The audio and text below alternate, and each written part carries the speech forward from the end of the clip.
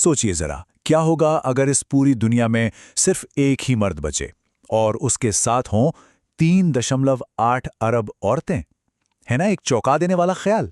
तो ये जो सिचुएशन है, ये किसी सपने जैसी होगी या फिर एक बुरे ख्वाब जैसी?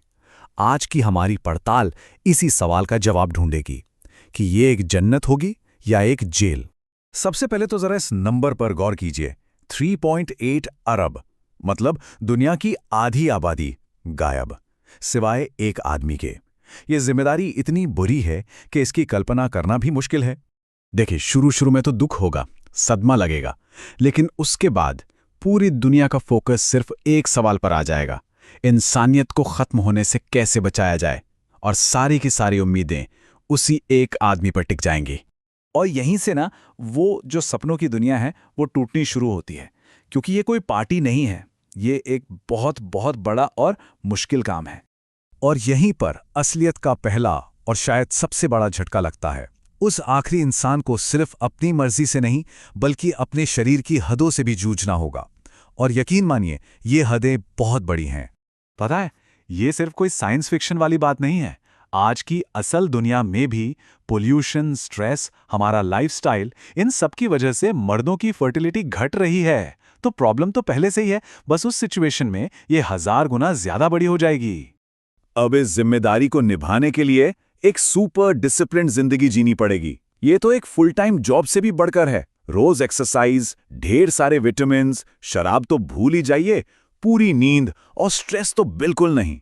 मतलब पर्सनल लाइफ के लिए कोई जगह ही नहीं बची।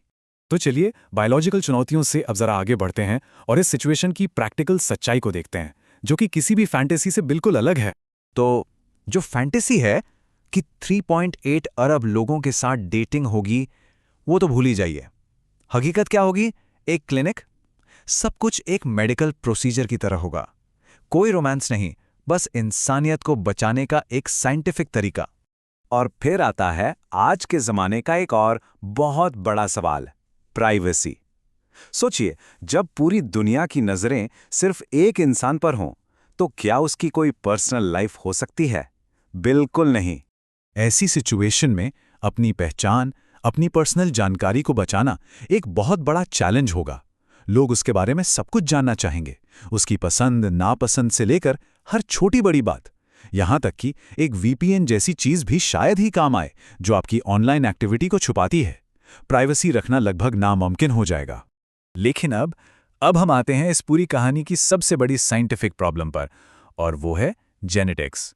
ये वो पॉइंट है जहां ये पूरी फैंटेसी ताश के पत्तों की तरह ढह जाती है। साइंस ये कहती है कि एक हेल्दी और स्टेबल आबादी को फिर से शुरू करने के लिए कम से कम 98 अलग अलग लोगों की जरूरत होती है। क्यों? ताकि जेनेटिक डाइवर्सिटी बनी रहे और बीमारियां न फैलें। इसके बिना पूरी की पूरी आबादी कमजोर पड़ जाएगी। तो मतलब साफ है, एक अकेला इंसान, चाहे वो कितना भी फर्टाइल क्यों ना हो, पूरे इंसानियत को जेनेटिक कोलैप्स से नहीं बचा सकता। साइंटिफिकली ये इम्पॉसिबल है। लेकिन रुकिए, इस आइडिया को पूरी तरह से खारिज करने से पहले चलिए जरा इतिहास के पन्ने पलटते हैं, क्योंकि आपको जानकर हैरानी होगी कि कुछ ऐसा पहले भी हो चुका है। आज से करीब 6000 साल पहले एक ऐसा दौर आया था जब हर 17 औरतों पर सिर्फ एक मर्द था। वजह शायद क्लाइमेट चेंज या कुछ और रही होगी। हाँ, ये उतना एक्सट्रीम नहीं था जितना हमारा सिनेरियो है, लेकिन ये दिखाता है कि जेंडर रेशियो में इतना बड़ा इम्बैलेंस हो सकता है। तो इस पूरी बातचीत से, इस पूरे थॉट एक्सपेरिमेंट से हमें सीखने को क्या मिलता है? सबसे बड़ा सबक तो यही है कि ऐसी नौबत ही ना आने दी जाए। मतलब हमें अपने पर्यावरण का ख्याल रखना होगा, लड़ाई झगड़े की जगह प्यार और सहयोग को चुनना होगा। और आखिर में यह सब हमें एक बहुत जरूरी सवाल पर लाकर खड़ा कर देता है। अगर सर्वाइवल के लिए बैलेंस इतना ही जरूरी है, तो आज हम अपनी जिंदगी में ऐसे कौन से फैसले ले रहे हैं जो आने वाली पीढ़ियों के लिए इस बैलेंस को बिगाड़ सकते हैं? इस पर सोचना बहुत जरूरी है।